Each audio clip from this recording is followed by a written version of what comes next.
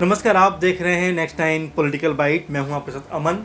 पाकिस्तान से लगातार तमाम तरह की ऐसी खबरें आती हैं जिसको लेकर हमेशा कोई ना कोई विवाद खड़ा हो जाता है, क्योंकि वहाँ पर जो हिंदुओं की स्थिति है उसको लेकर तमाम सारी बातें सामने आती हैं, तमाम सारे जो है तथ्य सामने आते हैं। लेकिन पाकिस्तान हमेशा इस बात से मुकरता रहा है कि उसके यहाँ पर जो कह सकते हैं अल्पसंख्यक हिंदू हैं उनके साथ वो कोई अन्याय नहीं कर सकता है। बीते दिनों हमने देखा कि दनिश कनेरिया जो थे पाकिस्तान के जो क्रिकेटर हैं, उन्होंने कई तरह के दावे किए, कई तरह की बातें की कि उनको हिंदू होने की वजह से किस तरह से टीम में साइडलाइन किया गया। वहीं जो तमाम सारे बड़े मंदिर वहाँ पर थे उनको लेकर जिस तरह की खबरें सामने आती रही हैं, उसको लेकर पाकिस्तान की तरफ से हमेशा ये कहा जाता रहा है कि हमने हिंदुओं के साथ कोई नाइंसाफ़ी नहीं की है। लेकिन जो आंकड़े सामने आते हैं वो डरावने हैं, भयानक है, क्योंकि हिंदू लड़कियों के साथ में शादी करके उनका धर्म परिवर्तन कराना, मंदिरों के साथ में तोड़फोड़ करना, ऐसे तमाम सारे जो मामले हैं वो निकल कर सामने आते रहे। ऐसा ही एक मामला जो इस समय निकल कर सामने आया, उसने भी एक बार फिर से सबको हैरान कर दिया है, क्योंकि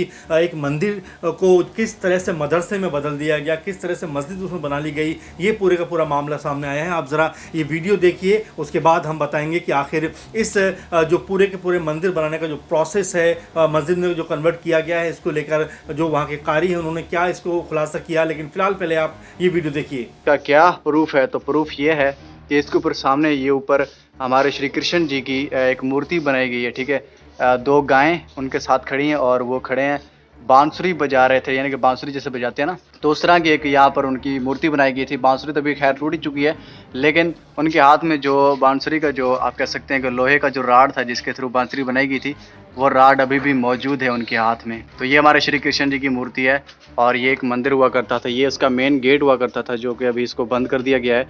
और इसका मेन जो गेट है वो दूसरी साइड है, उस साइड पर हम चलेंगे और आप लोगों को अंदर से जाकर विजिट करवाएंगे। तो दोस्तों यहाँ पर ये देखें, यहाँ पर ये हिंदी में यहाँ पर कुछ लिखा भी हुआ है, ये देखें, आपको देख सकते हैं। आपको हिंदी आती है तो आप पढ़ सकते हैं ये हिंदी में क्या लिखा है। यहाँ पर ये अंदर से जाकर पता चलेगा, क्योंकि यहाँ पर बाहर से अगर देखते हैं तो बाहर से हमें ये उल्टा नजर आती है। ठीक है, अंदर से सीधा पढ़ना आएगी। ठीक है, अंदर से आपको दिखाते हैं।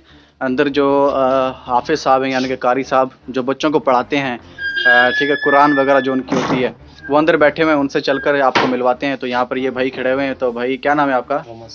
मोहम्मद समी भाई का नाम है। तो ये दरवाज़ा अभी यहाँ पर ये बना हुआ है। ठीक है, यहाँ से हम एंट्रेंस यानी कि एंटर होते हैं यहाँ पर। ठीक है, तो ये मदरसा है, ये मस्जिद एक बना दी गई है। ठीक है, जहाँ पर ये देखें, ये वज़ू करने का बनाया गया यहाँ पर। ठीक है, ये टूंटी वगैरह लगी है, अभी बच्चे यहाँ पर वज़ू भी कर रहे हैं, जो कि आप देख सकते हैं।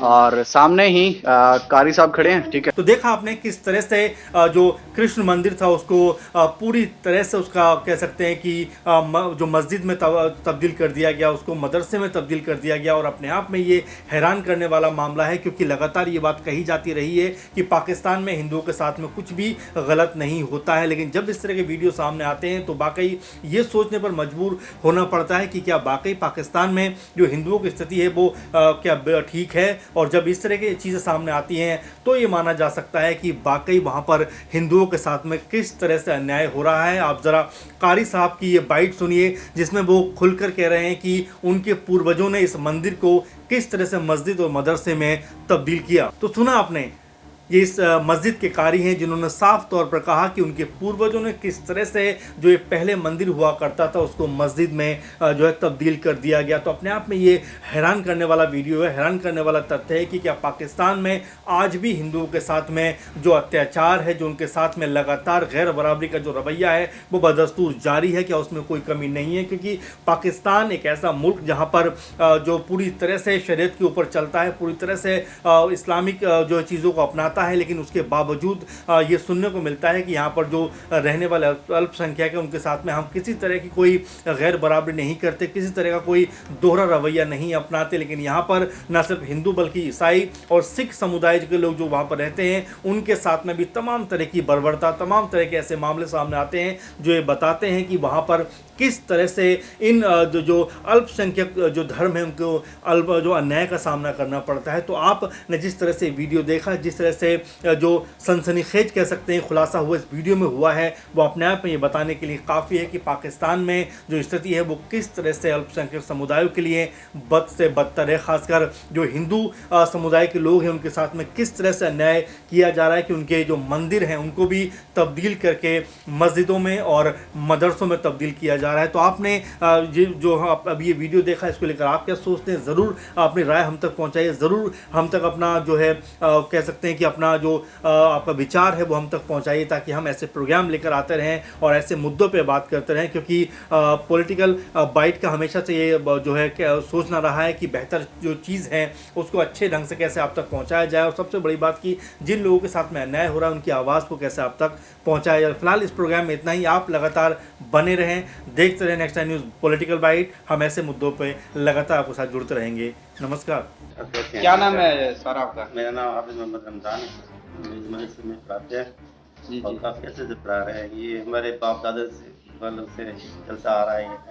पहले हमारे वालिद साहब के उस्ताद थे हाफिज तहसीन साहब, जो हिंदुस्तान से पढ़ के आए थे यहाँ पे हिफ्ज़ करके, वहाँ से हिंदुस्तान से उनके वहाँ हिफ्ज़ यहाँ पाकिस्तान आए थे। यहाँ पे आके उन्होंने इस मदरसे को आबाद किया। यहाँ ये पहले जो मदरसा था ना, ये हिंदुओं का मदर होता था, यहाँ पूजा मंदिर हुआ करता था। हाँ पूजा करते थे। तो अब जो है ना ये मदरसा है, मस्जिद है, मुसलमानों की इबादत गाह है। ये 50 साल 70 साल से भी ज़्यादा तकरीबन हो चुका है। यहाँ से बच्चे हिफ्ज़ करके कुरान मजीद पढ़ के पूरे मुल्क में कोने कोने से उनके वहाँ हिफ्ज़ यहाँ पाकिस्तान आए थे। यहाँ पे आके उन्होंने इस मदरसे को आबाद किया। यहाँ ये पहले जो मदरसा था ना, ये हिंदुओं का मदर होता था, यहाँ पूजा मंदिर हुआ करता था। हाँ पूजा करते थे। तो अब जो है ना ये मदरसा है, मस्जिद है, मुसलमानों की इबादत गाह है। ये 50 साल 70 साल से भी ज़्यादा तकरीबन हो चुका है। यहाँ से बच्चे हिफ्ज़ करके कुरान मजीद पढ़ के पूरे मुल्क में कोने कोने में जाके तालीम दे रहे हैं, कुरान मजीद तालीम दे रहे हैं, कुरान मजीद सिखा रहे हैं, पढ़ा रहे हैं। मदरसे में ये उस दबाव से ये सरकारी तो है, सरकारी तौर पे गवर्नमेंट का औकाफ की तरफ से, मगर ये है मदरसा तो ये बहुत पुरानी इमारत है। यहाँ पूरे शहर के अंदर सबसे बहुत पुरानी इमारत है ये। और ये मतलब कि कहाँ से आप आए थे? इंडिया से? इंडिया से कौन सा जगह था आपका जहाँ से आया?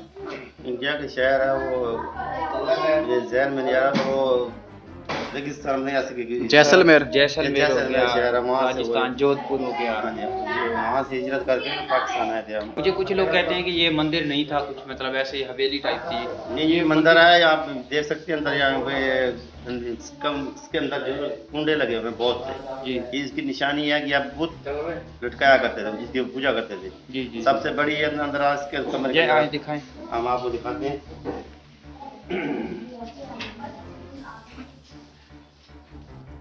तो ये देखें, ये अंदर की साइड से भी हम आपको लेकर चल रहे हैं। देखिए अब चारों तरफ से कुंडे नजर आएंगे। दरमियान में बड़ा बुत होता था, दरमियान में लटका होता था।